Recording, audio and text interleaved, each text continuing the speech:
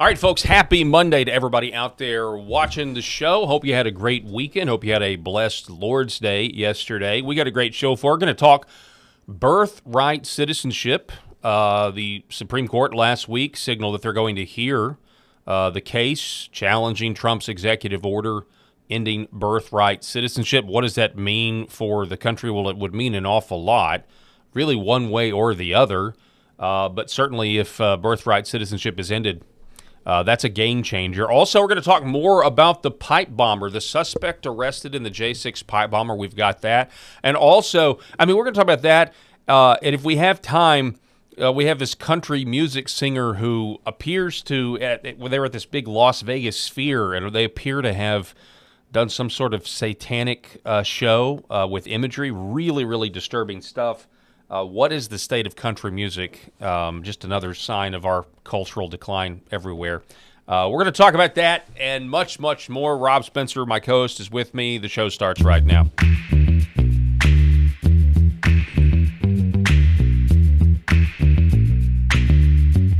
The Paul Harrell Program. All right, folks, welcome to the show. As always, it's good to be here. Happy Monday. Rob, how was your weekend, sir? It was fairly decent. Of course, we're right here in the holiday season, so spent a lot of time on that over the weekend. And, of course, the weather here in Arkansas has not been the greatest. It's been Christmas decorations this weekend? Pretty cold. Yeah. Trying to hang up lights outside and all of that stuff. But looking forward to getting through the topics of the day with you today, this birthright citizenship. I want to say this real quickly before we get started. There's a lot of issues, and there's a lot of people who are looking at Donald Trump and saying, what have you gotten accomplished? Now, there's a lot that's in that big, beautiful bill. But realistically, that's the only legislation other than just some executive orders that can be overturned as soon as a new president comes in there. But we're failing to acknowledge the wins that have happened at the Supreme Court and what that has meant. This, again, could be another huge, huge win for the Trump administration. Yeah, and there's actually another their Supreme Court today was kind of foreshadowing another big win that's going to come down the pike, which is, Trump, he fired the Democrat at the Federal Trade Commission, I think, or something like that, and they challenged it. And the woman who's like a fraud. Yeah, exactly. She's committing fraud. But Supreme Court signaling pretty strongly that, look, these commissions and bureaucracies, they answer to the executive branch, and he has the authority to fire or hire whoever he wants. Yeah. So the Fed chair, I guess the Fed chair is pretty independent, and that was just the way it was designed to be. But that's a whole nother can of worms. The Federal Reserve, that's not federal. How does that work? Yeah, I think that Trump is going to wait it out until June, until he can appoint his own Fed chair. Yeah. Because it just, if he fires Jerome Powell there at the Fed, and then inputs his own person there, then as soon as the next president, even though that's supposed to be a 7-year term, if the Democrats were to win in 2028, they would get rid of the Fed chair because the precedent has been set. Yeah. And that's the precedent argument. But here's the news from last week. We didn't get to talk about it because we were, the pipe bomb story and everything else kind of controlled the what we're getting, the news narrative towards the end of last week. But this is the headline, Fox News, 3 days ago, SCOTUS to review Trump executive order on birthright citizenship. Trump signed his birthright citizenship executive order on his first day back in office in January and met an immediate legal resistance. And this obviously has to go, this has to do with the 14th Amendment. Even this argument, the report says Trump's order would reinterpret the Fourth Amendment, which states all persons born or naturalized in the United States and subject to the jurisdiction thereof are citizens of the United States and the state wherein they reside. But of course, this has not always been the way it was interpreted. And if you think about it, no other country has this provision, and so it's an anomaly. The way things are done now is an anomaly from the way nation states have operated for thousands of years. Right. And, a couple of things. Number one, the reason that it was implemented, of course, was to make sure that slave children were citizens. And absolutely agree with that. These individuals had lived their entire lives here. They were brought here. They were Americans. 100%. But we also see that what's the incentive here? The incentive is if you are 9 months pregnant, get across the border before you pop that child out, and that child will be a citizen of the United States. And now it's become, this is where we get the term anchor babies, right? Where all of my children are American citizens. You can't deport me. And then up until Trump's administration, this most recent administration this year, that has been the case. Those anchor babies are what kept you here in the United States. Not anymore. This would be the next domino to fall here. If the Supreme Court were to overrule, or at least, I don't know that it's going to be a straight overrule. I've not listened to the arguments, which, by the way, if you are interested in law at all, some of the most fascinating things that you can listen to are the audio versions of the Supreme Court and their hearings, because it's so fast paced, man. And you've got this panel of 9 judges that are interjecting at any given time. And Ketanji Brown Jackson is always complete moron. Yeah, I know, but that's the most entertaining. She's fun. And I like how, like, they'll be like, I don't know, Kavanaugh or Gorsuch or whoever will just interject like, hey, I want to hear what she was saying. Like, because Ketanji Brown's like trying to get her point out. Yeah. And so she will cut off whoever is speaking. And, Gorsuch or whoever will say something like, hey, I want to hear them. And I've heard that. You've listened to it. It's fascinating stuff. I really wish that they had allowed cameras in there, but they don't. Anywho, I digress. Other than to say that the Supreme Court, I doubt that they're going to give just a true, interpretation. I think they're going to kick it back, and they're going to ask the lower court to define it. Meaning like these what-if scenarios, and I think that they'll kick that back up to the Supreme Court. Maybe I'm wrong on this. Maybe they just come straight out and say, hey, look, this is how the 14th Amendment is being interpreted, and it's not what the original intent was. It's not That's constitutional. the point. It's not. It wasn't the original intent, and that's the big thing that I think they've got going for them. Also, you go back to go read the dictionaries from the time when that was written. And you get different definitions than what we think of when it comes to things like, naturalization and natural born and that sort of thing. Read a definition of fascism from 20 years ago. Yeah.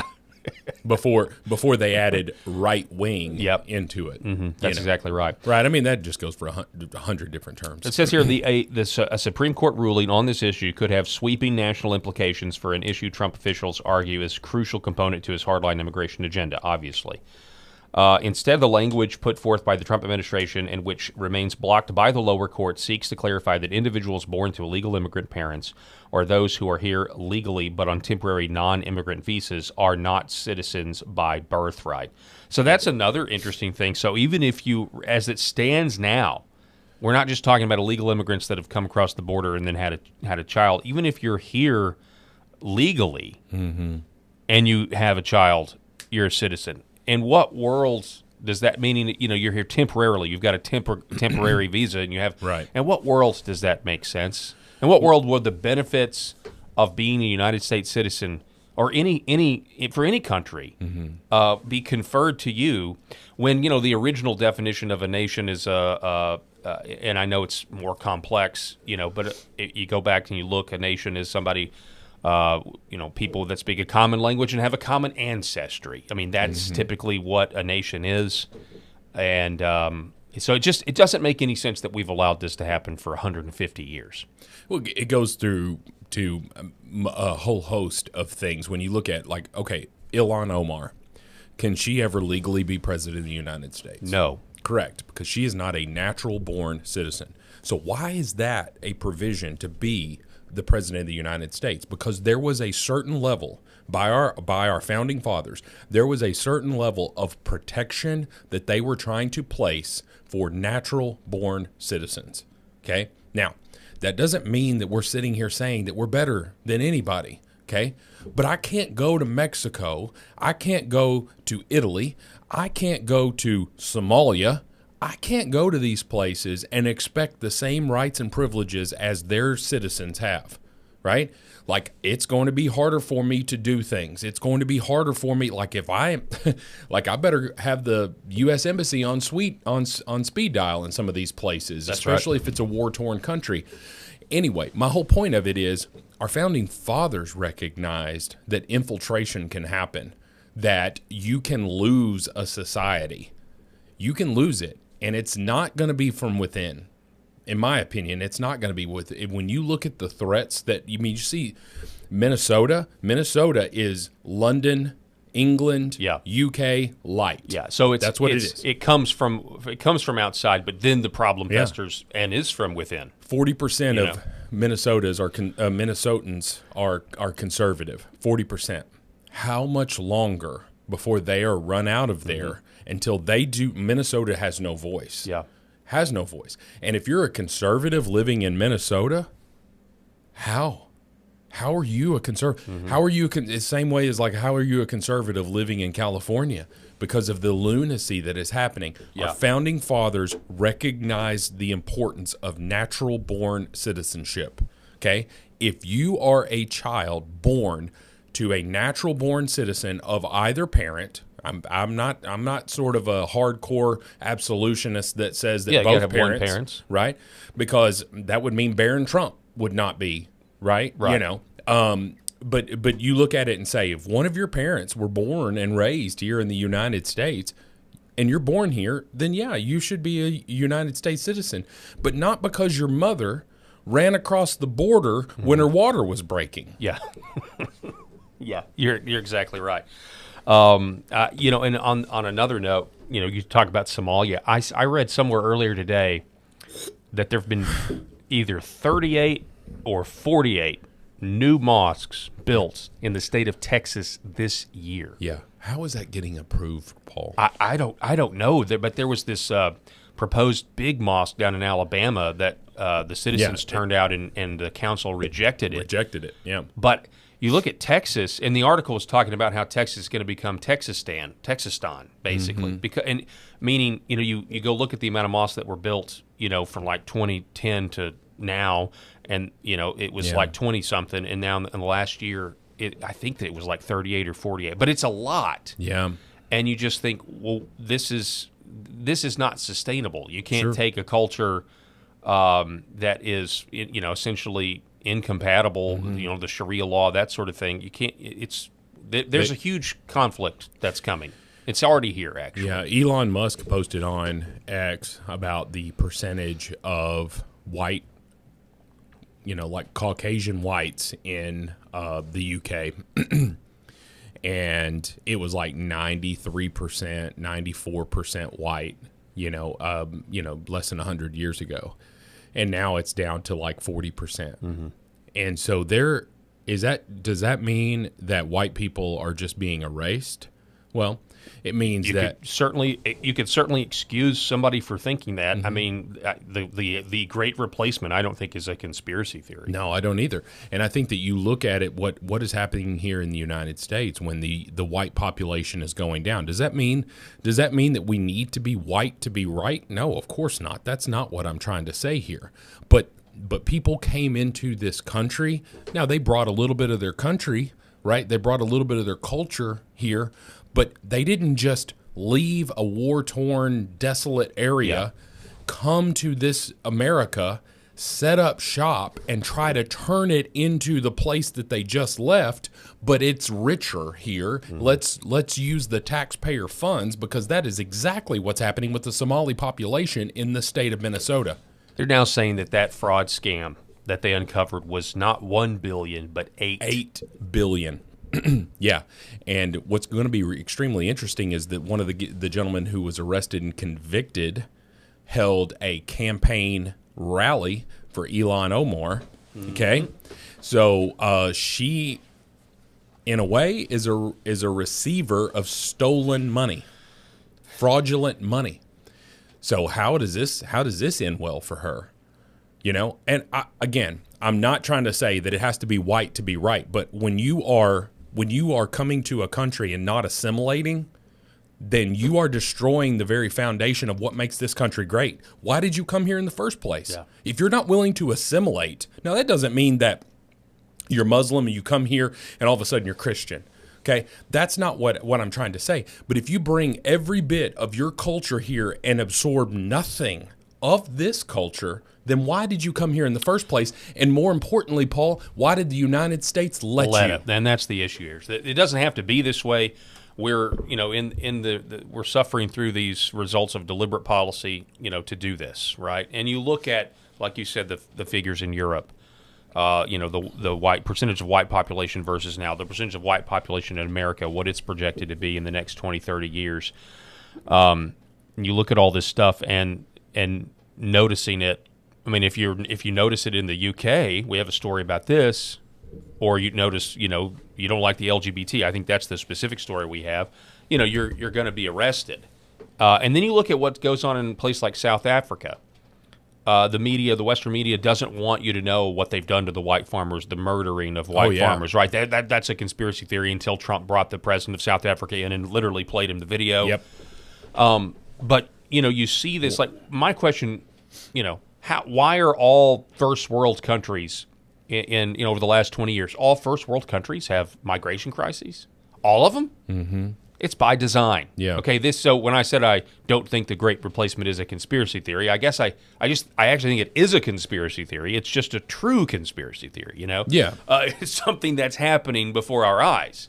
I mean, you don't get a 90-foot tall monkey statue by accident in Texas. A monkey statue that is of Indian Buddhism or whatever, or Hinduism or whatever. Yeah, I saw that, and it was erected in a very well-to-do place, and all of that, and so there was a major uproar about that. But unless the citizens are going to step up and do something about it, when you look at this, I saw this.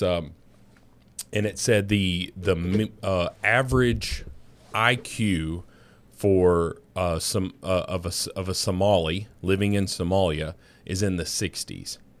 Okay, do you remember the movie Forrest Gump? Yes, I do. Okay, what was his? He had the nice little chart there, and he's like, "Your son is 2 points below the line here. He's going to have to go to a special school." And she says, "Not just 2 measly little points. I'm not going to send him to a special school so he can learn to retread tires, right?" Yeah. Okay. And she's like, "Surely something can be done." Right. Okay. I remember this scene. Yes. Is there a Mr. Gump? Right. We understand how that goes. Do you know what that line was? 80. 80. If I remember correctly, it was 80, and Forrest Gump was 78. Folks, Forrest Gump had an IQ of 78, and the average IQ for the country of Somalia is in the 60s. And those individuals come here, they've set up shop in Minnesota. Okay, let's give them a little bit of credit and say that they're on the higher levels of the IQ. Okay, when you look at what the percentage of the Somali population who is on welfare, what the hell are we doing, people? Yeah. The United States citizens need to rise up and say, "I pay taxes every year. I don't want to pay it to some mentally handicapped Somalian who has decided to live in Minnesota off of the government dime. Cancel me." When you talk about IQs, I remember that Seinfeld episode where George does it. His girlfriend at the time wants him to take an IQ test, so he gets Elaine to take it. Yeah. Like sneaks it out the window or whatever, but she totally bombs. She bombs it. Yeah, and it came back as an 85. Like, and that was the joke when the average IQ in Somalia is like 65. Yeah. 85 was horrible. Okay, like, you want to say, okay, we're cruel. We're sitting here because their education system's terrible and all that stuff. We're cruel. It's a fact. It's what we're dealing with. You can sit here and say, "Well, it's not nice. It's mean. It's cruel to say this stuff." What is the fact? Mm-hmm. The fact of the matter is that they are mentally handicapped by all of the Western world standards of standardized testing, they are mentally handicapped. I want to say the word that Trump is trying to bring back, but I don't want to get us canceled. Apparently, you can say the word retarded now. Yes, well, so by all definitions, they're 13 points lower than Forrest Gump. Yeah, that's insane. I didn't know And they that. have taken over Minnesota. You can shut the hell up, Elon Omar. Yeah, it's ridiculous. So, I mean, we hope that the Supreme Court obviously overturns birthright citizenship. It makes no sense. At least Yeah, I as do. long as they've got clear guidelines in terms of, right. Like if you're a member of the military and It'd be a game you're changer. married. It would be a game changer Yeah. in terms of the incentive structure and everything else. Now, I don't know what they do in terms of any kind of retroactivity. That would be a logistic nightmare, I'm sure. But I mean, there's a lot of blended families here from, soldiers bringing home Vietnamese wives and all of that stuff. We realized that kind of thing happened, but the person was a natural-born citizen, at least one of them. Yeah. So here's some other news. I found this interesting. This was last week. We kind of missed this, fell through the cracks. Donald Trump posting on Truth Social today, the CDC Vaccine Committee made a very good decision to end their hepatitis B vaccine recommendation for babies, the vast majority of whom are at no risk of hepatitis B, a disease that is mostly transmitted sexually or through dirty needles. The American childhood vaccine schedule long required 72 jabs for perfectly healthy babies, far more than any other country in the world, and far more than is necessary. In fact, it is ridiculous. Many parents and scientists have been questioning the efficacy of this schedule, as I have.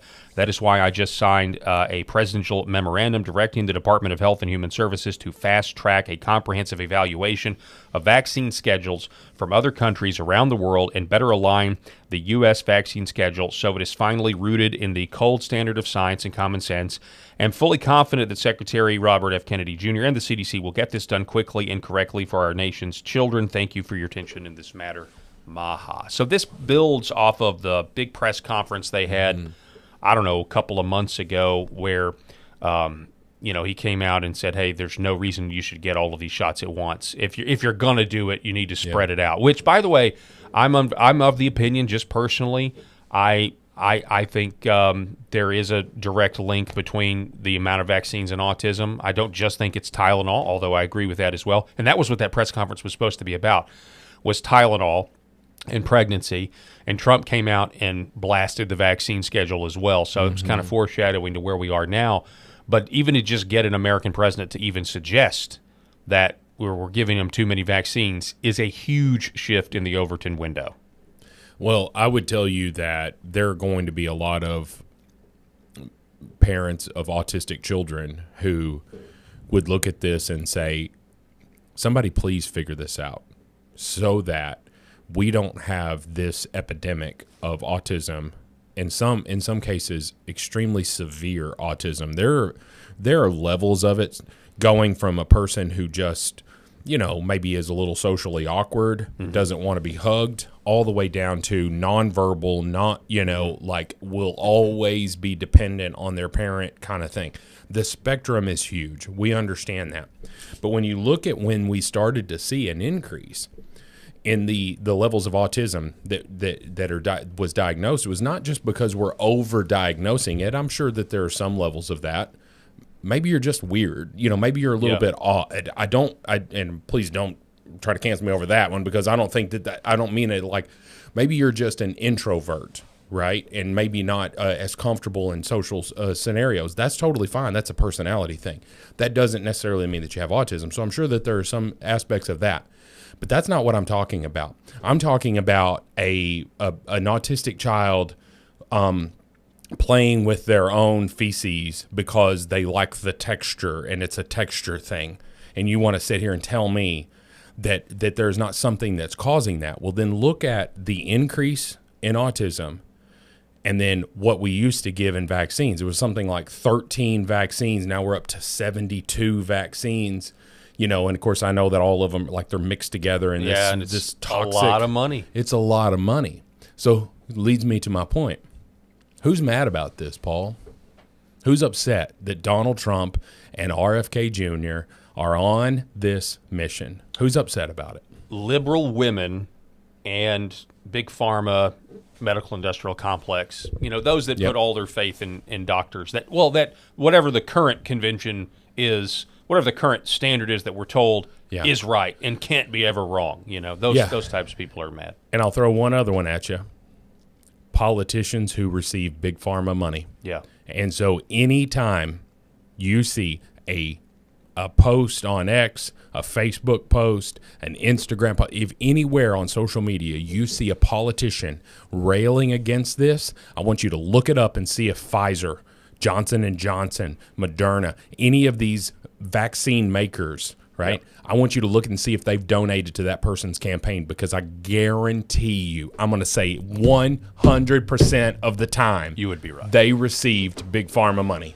Yeah, you just got to also wonder, I mean, the skeptic in me is like, okay, this is certainly not far enough. Is there some sort of gatekeeping that comes down? Because if it's ever revealed, under normal dinner table conversation, that they've been pumping everybody full of vaccines that aren't properly tested the way RFK claims they should be, and it has caused autism. They've known it's caused autism. They refuse to do anything about it. Yeah. And that's ever known. I mean, this would be, you talk about parents, liberal parents, conservative parents, anybody that's got a kid with autism, I mean, rightfully they would be demanding justice. Mm-hmm. I mean, monetary, but also they would want these people to go to jail. And that seems to be the theme here with all of these scandals, is there's a lot of people that need to go to jail, and it's not happening on my schedule, and it's not happening fast enough for me, I tell you that much. Well, until there's some perp walks, and I talk about perp walk probably every show, and until there's some perp walks, I think all of us staunch conservatives are very frustrated with what we see. And that's what makes us less trusting of Pam Bondi. That's what makes us less trusting of an administration who promised us that they were going to fix this. Well, we did finally get a perp walk. I mean, I don't know if I actually saw the guy get arrested, but Miranda Devine, mystery deepens as to why it took FBI nearly 5 years to finally bust the suspected J6 pipe bomber. Mm-hmm. Notice she writes suspected here. So over the weekend, as I predicted, although it wasn't like it was a hard thing to predict, there's people that 100% believe that they got the guy. There's other people, even though the Blaze have retracted the story, Steve Baker's story, where they retracted it. They said that their information was verified, though. They claim the information was verified by their sources, but because the FBI arrested this person, they retracted the story. But that's not going to stop it. There are still plenty of people that think that this person right here is actually a woman, walks like a woman, and so now people are doing their own gait analysis. Now people are trying to measure the arms of this person in the video with the person that they arrested, Brian Cole. But listen to what Miranda Devine says. What we know from court documents and media reports since the arrest Thursday is that suspect Brian Cole Jr. is a black 30-year-old loner who lives in his mom's basement in the middle-class suburb of Woodbridge, Virginia. Apparently, there's also reports that, speaking of autism, that he may be a little autistic. Well, Jake Tapper says he's white as well. I saw that. Yeah, that's insane. In interviews, Cole's grandmother, Loretta Cole, has said he is very naive. He's almost autistic-like because he doesn't understand a lot of stuff. He's slow. He may be 30, but he's got the mind of a 16-year-old. Yet we are told this alleged criminal mastermind evaded the FBI for almost 5 years. Surely there's more to it than that. Director Kash Patel hinted Friday at a reason the FBI under Biden administration's FBI Director Christopher Wray may not have wanted to solve this case. Maybe it was intentional negligence. This, after all, was the FBI that managed to round up and charge 1,500 supporters of President Trump who set foot anywhere vaguely near the Capitol on J6, tracking them down through cell phone pings and video footage.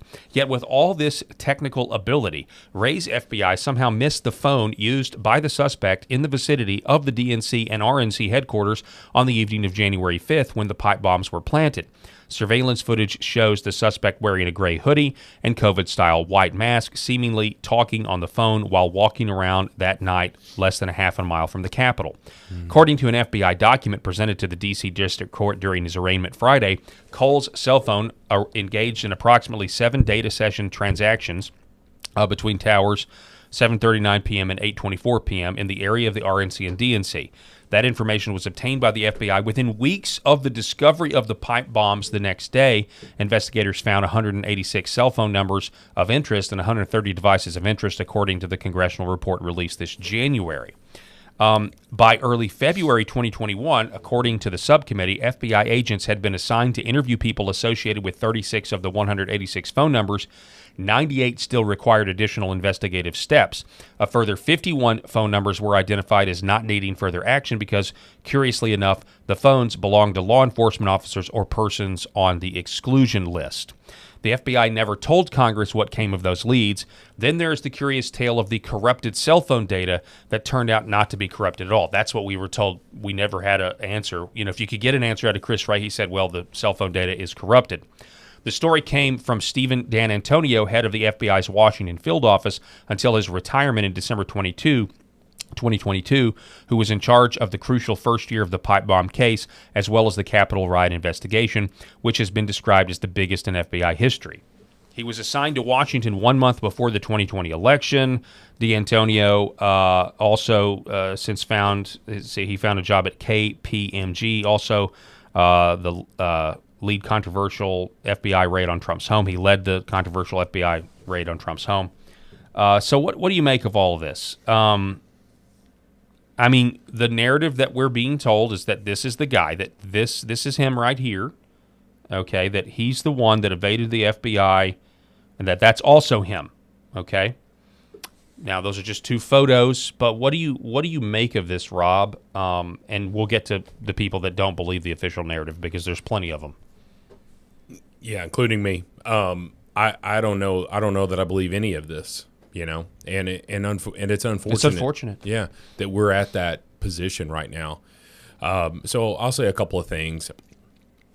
I don't understand how 5 years can go by when this has been, especially when you had a 4-year administration that all they talked about was January 6th.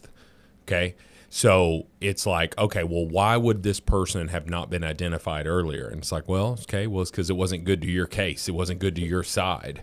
But regardless, anybody that's going to set off a pipe bomb is going to be, it's kind of like the guy whoever shot Charlie Kirk. The left doesn't claim him, and the left is, well, that's not what I would have done. So I don't believe any of it, and it's really unfortunate. And I'll say, just as a side note, Miranda Devine is incredible. I'm surprised that she's still at the New York Post and has not gone out on her own to do her own thing. I think she's the next Megyn Kelly. So I agree. Like, I'm very skeptical about all this as well, because we had the Steve Baker report, and it's way worse for the idea. Okay, I'll say this: the idea that the FBI is somehow savable or reformable goes, in my opinion, completely out the window if the J6 pipe bomber is a female Capitol Hill police officer. You know what I mean? Like, yeah. It was Christopher Wray. You could say, but still, it just shows you that the whole thing is a cesspool. There's really, where does the FBI begin and end, and the CIA start, and then the Capitol Hill police? The whole thing is just, it's insane. So either way, but we're now being told, if you go the official narrative, okay, Ray didn't want to arrest this guy because he wasn't a Trump supporter, even though some people are claiming he was, but he wasn't. Mm-hmm. He's black, and so we're just not going to do anything that makes J6 not look like a legitimate investigation. The one story is way worse than the other for the intel oligarchy. There's no question about that, and that's why this will now forever be a conspiracy. Unfortunately, once again, the people aren't convinced. The people are just not convinced. Well, we're again Thomas. What's his name? Thomas Crooks, the guy that shot at Trump. Yeah. Mm-hmm. Whose body was cremated and everything was washed away. And it was found that he had like 8 cell phones or something like that. And a van. But he acted alone. Yeah. Who you coordinating with 8 cell phones? Mm-hmm. Anyway, so there's that. The narrative on Charlie Kirk's assassination. I am not where Candace Owens is. But I am there. I got some questions. I still have questions. I got a lot of questions. I still have questions. I don't understand. I don't understand why we still don't have an image of this guy with the rifle prone on the roof. Like, I don't understand why we don't have that. That would think. Put a lot of questions to rest for me. So, and unfortunately, all of this was born out of distrust in our three-letter agencies. And our law enforcement should not have a level of distrust, but unfortunately, we have seen countless, especially with the advent of the internet and what we see, especially with TikTok and all of this stuff. And you can see these, police officials or whatever just not following the law, impinging on someone's rights. And so, what do?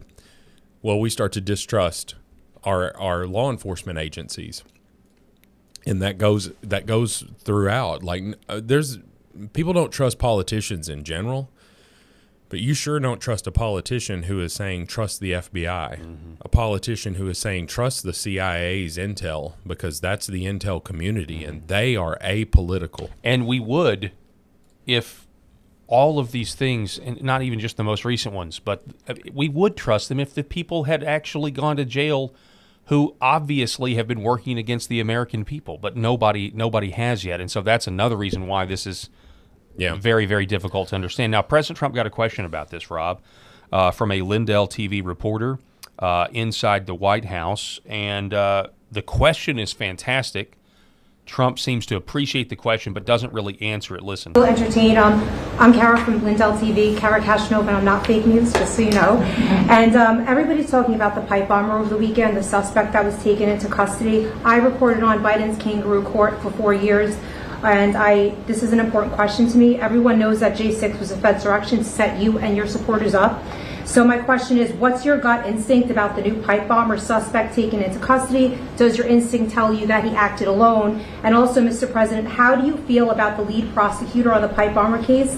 Jocelyn Ballantine is the same prosecutor that allegedly asked the J6er to lie to frame you for J6 when you did nothing wrong. What are your thoughts? Well, thank you. I really appreciate that question. It's sort of a statement, and I appreciate it very much. Jocelyn is being looked at. They all have to be looked at. What they're doing is so bad. This was a whole Democrat hoax. The whole thing was a Democrat hoax, and it's all being looked at. I appreciate that. So that was it. I mean, that's all we get. I don't know that he could have said much more. No. But she brings up to his face that the prosecutor that's over this J6 thing was all about going after Trump supporters on January 6th. That's something that has to be said, that we've got the same people that haven't been fired. They're still working there. Yeah. These are the same people. And Trump has control of this. He can't control the fact that Letitia James is still in office. Right. Which just totally pisses me off that they are going to let that go, and she's escaped justice. And now, her fat, ugly face. Oh, sorry, that was just really personal. Her It's okay. I mean, fat, overweight face. She could say the same thing about me. That's totally fine. But she is a scam. She's a scam, and she ran on getting one person, which is not what a prosecutor is supposed to do. My best friend on the face of the planet, we've been best friends since kindergarten, is a prosecutor. He has no political vendetta against anybody. He's not trying to get anybody. Mm-hmm. And anybody that would campaign on trying to get someone, deserves all the ridicule, especially when it was alleged and really shown from what I've seen that she committed the same thing that she went after Trump for. And It was actually even worse because Trump, is overvaluing. I digress on all of that stuff, but Trump can't fire her. Trump can fire these people. Mm-hmm. And I don't understand why it's not happened, to your point. Why has this not happened? These people need to be escorted off the property. They need to call every news outlet and let them know and watch them walk out with their box of crap from that office. They need to be fired and ridiculed. And I don't understand why it's not happening. Not put on the J6 pipe bomber case, which is presumably, if you're talking to Cash or Dan Bongino, we're going to do what Christopher Wray didn't do. We're going to restore confidence and faith in the FBI. But then the prosecutor that's going to do this was the one again Going after January 6th and asking the J6er to lie to frame Trump for treason, essentially, or to try to overthrow the government. These things don't go together. There's something that is clearly not right here, But the bottom line is that prosecutor was trying to prosecute January 6thers. How are they not the first one walked out the door this January? Yeah, or even said, hey, we know you. We know you had to do what you had to do because you were being told from your higher-ups, but guess what? You're not going to be a leader here. Mm-hmm. You may still, go to the corner office somewhere and nobody's going to care about. I mean, should they be fired? Yes. Yeah. But, there could be a way to say, but we're not going to trust you to be a leader anymore because you didn't leave the job when you were all this talk about unconstitutional orders. You knew what was going on. You're part of the club. You're part of the deep state cabal that was there to, promote this idea of the insurrection, and it was all a setup. Here's another story here from the Gateway Pundit. Biden's FBI knew Brian Cole was the January 6th pipe bomber in April 2021. Which makes a lot more sense than waiting 5 years. Yeah, well, it does, and then they squashed it, with the official narrative. But here's something that I thought was interesting. Tony Segura? Yeah, Saruga. Oh, Saruga. He says, where is the raw, unedited surveillance footage of the J6 pipe bomber? We've only seen extremely low-resolution, curated, low-frame rate clips and with an almost amateur blurred face blockout, thanks to Mike Ben Cyber for catching that. And who okayed the deception? The FBI has never produced full camera roll-ups, continuous footage from entrance to exit, footage from every camera in the area. Did investigators preserve original footage, and if so, why hasn't the public seen it? Who controlled the chain of custody for the DNC and RNC cameras?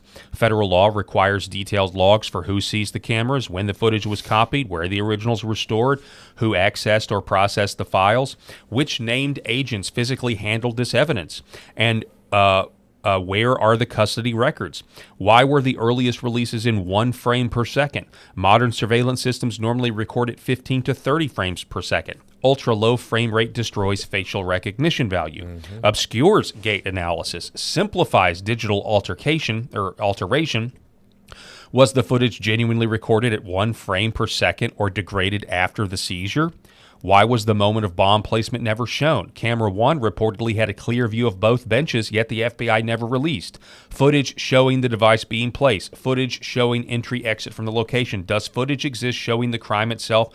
Or if so, why is it withheld? And so this is what we have right here just to look at this. I'm not going to play the video, but I mean, we're now to believe that, this low-res footage. And again, you could, I guess, also say this is critical of the Steve Baker report. It was low-res footage that he was analyzing with the gait analysis that allegedly went to the female Capitol Hill police officer.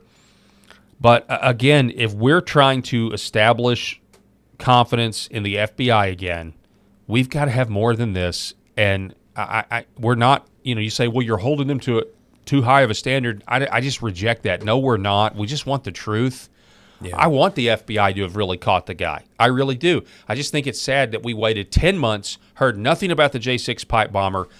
You have the Blaze reporter all of a sudden comes out with this groundbreaking report, huge, terrible for the FBI, terrible for everybody involved, if true. And then weeks later, oh, no, we've got the guy. We finally got him. And I don't know. I think that, again, it goes to that ultimate, just distrust, and we want to try. Look, I get that intelligence agencies cannot spill the beans about everything that happens. Yes. Okay, I get that. But when you have something that is of such public interest, such as the Charlie Kirk assassination, the attempted assassination of Donald Trump, have you still? I mean, we could do an entire show on that, Paul, on how we know way less about this person than you would have ever imagined if I told you, hey, this guy is going to try to assassinate Donald Trump in a few weeks here. And you would anticipate us having the ultimate cavity search of his life. Yep. Right? We don't have that. And the current FBI says he acted alone. And I don't know what they're going to say. We don't know yet if this guy acted alone or girl. Yes, we don't know. And the bottom line is the fact that our distrust has led us to disbelieve everything that we hear. And we have also the point that I was going to make was that I understand that you can't tell us what Russian terrorists are living here in the United States that you're tracking, because they may be plants for the Russian oligarch. I mean, I don't know.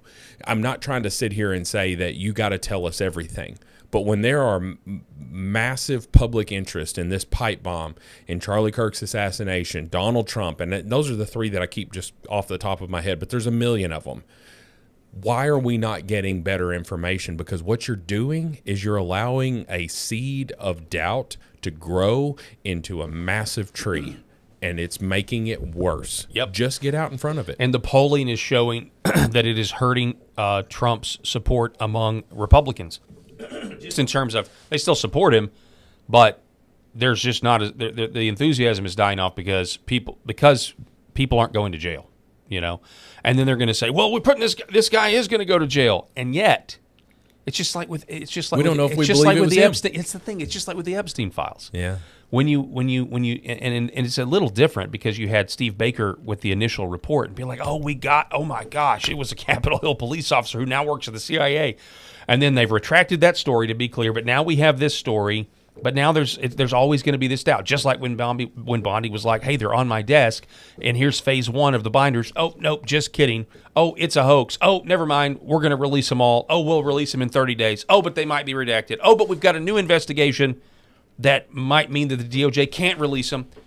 And then it's a stumble. Everything is such a stumble and a struggle, and and that's why support is plummeting right now. Well, it's so disjointed, and I think that if they don't get this cleaned up in 2026, it's going to be a bloodbath in the midterms. Yep. I really believe that, Paul, and that would be really unfortunate because Donald Trump would be a lamed up president for his last 2 years if he doesn't have both chambers. Mm-hmm. If he doesn't have both chambers, he's a lamed up president. I know, and they're going to impeach him, and it's going to be a disaster. Okay, let me ask you this, and this is not on our list of topics, but do you believe that the Senate should nuke the filibuster? 100% they should. Okay, what is the first thing that they should pass? Election integrity laws. Correct. So why has that not happened? When you are a Republican and you are sitting here saying, I know what the Democrats are going to do next time they get in office. I know, because they are going to do whatever they can in the last 2 years of Donald Trump's presidency to make sure that he is powerless. They're going to do everything that they can. So why are you not passing legislation that ensures that conservatives have a voice? Because the Democrats are sure as hell going to do whatever they can. What did they do? They let 15 million people in during the Biden's last administration here. Get this election integrity passed. Get a new census that does not count illegal immigrants. Okay? Get a new census that does that. And conservatives will probably stay in power for a while. Yeah, I think you're right. I think the question is, do some of these uniparty rhinos want to stay in power? Do they want to have to actually fix the system? And some of them, unfortunately, don't. Well, there's more. I'll tell you this. You go back, if they get back in power, you know what they'll do? They'll continue in the same thing that they're doing. They'll make it much harder on, Christian Americans, I believe, generally. You're going to have more controversies where they're going to release a video and deliberately put it at 1 frame per second. And then our side says, okay, well, you guys got to elect us because we're going to fix it. We're going to really reform it.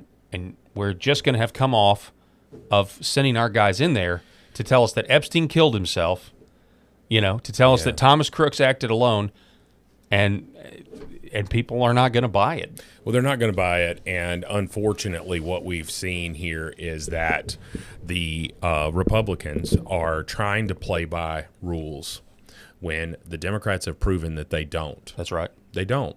And Exhibit A of the Democrats not playing by rules is they are protesting the deportation of illegal immigrants. Even some Maryland dad who are gang members, violent offenders. We've got people there. I saw a news article that was the Orlando Sentinel, and it was ridiculous. I think I may have sent it to you, and it was just 80-year-old man was deported. Yeah, you did send me that. He lived in the country for almost 7 decades, and he was deported, and he was in his 80s. And he's in a wheelchair, and you're like, well, golly, that's a little bit extreme there. Yeah. And you're just like, oh, wait a minute. In the 70s, he was convicted of rape. He spent time in prison. He should have been deported, but due to a paperwork error, he was never deported. And you're like, okay, this guy is not a fine, upstanding member. It's just that he can't do much now in his 80s in a wheelchair. He can't rape anybody else. So there's no telling how many people, how many crimes he committed and got away with. That's insane. He should have been deported, but everybody, the bleeding hearts, are always talking about this. I've shared with you on this show that there are individuals in this country who are here illegally, who have been here for quite some time, who I would struggle to see them deported. But I understand the mentality of it, because what we have here is lawlessness in our immigration policy. And I was talking to my 14-year-old son about how once you are in a hole, you get extreme outcomes to get out of the hole. Yes. Right? Yeah. And so we've got these individuals who came into the country over the last 14 years, many of them mooching off of the system, and the people that I would hate to see go are people who are working hard every day, who work. There's one individual, I know her personally, and she works at a factory, pays taxes, does all of that stuff, and I would struggle. She's never been on welfare in her life. She's never committed any kind of crime, so I would struggle with people like that. But you're talking about individuals who came in and were living at the Ritz-Carlton in New York City and getting $4,500 a month, and were griping because they didn't like the meals that were being provided for them. All of that, those individuals cause a reaction that you don't have. You're frustrated with Trump, but he had to go to the extreme because you guys went to the extreme. We have to have a reset. That's a really good analogy that you gave your son. The bigger the hole, the deeper you go, the more extreme you got to work to get out. Yeah. And I sympathize with what you're saying there. I can think of people too, but then you're just like, but the mentality is, you get to a point where, well, I'm sorry. I mean, it seems extreme, but it was extreme to let the border be open for the last 20 years the way we have. It was extreme to allow incentivize employers to hire illegal immigrants, and that was extreme. And so the correction is going to be viewed as extreme. There's no getting around it. Well, this is extreme. So this fell through the cracks last week. The DEA's chief financial director under Obama, Paul Campo, who resigned in 2016 ahead of Trump's administration, had his Virginia home raided, and he's now been charged for agreeing to launder $12 million for the Mexican drug cartel while acting in his role at the DEA. Have you heard about this story? I have not. So, essentially, this guy was asked to take money, convert it into crypto, and buy a bunch of drugs, and then the profits of that operation, he sent directly to the Mexican drug cartel. I mean, you can't make this stuff up. No, and he can't be the only one. Yeah. That's the first thing I said. But I wasn't the one that came up with this analogy, and I can't remember who, but somebody said a long time ago that our own leaders, whether it's a deep state bureaucrat like this or it's a politician, have been engaged in a proxy war against the American people via the Mexican drug cartels. So they're either being paid by the drug cartels, or there's they're in with the cartels. Okay, they're owned by the cartels, and they are essentially allowing the borders to be open. They're allowing the war. They're allowing the fentanyl. Trump said today that every boat they blow up saves 25,000 American lives that won't die from the drugs and the fentanyl overdoses. I would call that a war. I would call that a war on United States citizens when you have that many people dying. Yeah, and these people are not, with the whole boat situation, that everybody's trying to get all civil libertarian-y shut about up. Folks, pirates have been a thing for years. Yeah. And these people are not flying a country's flag on their boats, but they are pirates. That's what they are. Yeah. And when you're in international waters and you're not flying a flag, you're a pirate. Yeah. And so it just is. It is what it is. I say blow them off the face of the planet, and then if they, happen to survive the initial blow and they're clinging to life on a raft or the side of the boat, double tap their ass. I am down with that. I mean, you're assuming you're killing them with the first shot anyway. Yeah, like you're not. Blow them up. Oh, I hope they're survivors. Get the get the Coast Guard ready in case there's no. Yeah. Well, they're like, oh, you're not giving them due process. You're not giving them due process, and you're just like, okay, wait a minute. What due process are they entitled to? They're Colombian drug lords or whatever they are. Or wherever, Venezuela or whatever. Drug lords. South American, Central American drug lords. Before we go through this real quickly, I know we're running short on time. Oh, we are. Oh my goodness. But he was the DEA chief financial director or the CFO if you were in a corporate world. Yeah. So he was the DEA's CFO, and he was laundering money for the Mexican cartel. Paul, refresh my memory. What is the DEA stand for? Drug Enforcement. What are we? It's Agency. Agency. Right? Drug Enforcement Agency. Yeah. The Drug Enforcement Agency. That's going to be the guy that you want to get in your payroll. Was the chief financial officer for the Drug Enforcement Agency was laundering money. Under the Obama administration, he was laundering drug money for the Mexican drug cartel. Folks, this is the plot of an award-winning movie. It is. Narco movie. That's what it is. And I don't understand how this is not the biggest story. Well, it should be, but it shows you that our politicians and our bureaucrats are literally, because he's not the only one, they're literally engaged. They're the reason Americans are dying. They're part of it. So the scheme was I'm not laughing at what you just said. No, I'm laughing at the ridiculousness of the Drug Enforcement Agency. It's outrageous. Well, and when they're upset about bombing the drug boats, they would rather this happen. Oh, my God. Like this is their version of how things go when they're in charge. And this, I mean, I'm glad, kudos to the Trump administration for arresting this guy. So this is a positive. Yeah. $12 million of narcotics proceeds to the Mexican drug cartel, laundered approximately $750,000 by converting cash into cryptocurrency, and provided a payment for approximately 220 kilograms of cocaine on the understanding that the cocaine had been imported into the United States. There's another guy by the name of Robert Sensi who's been charged as well.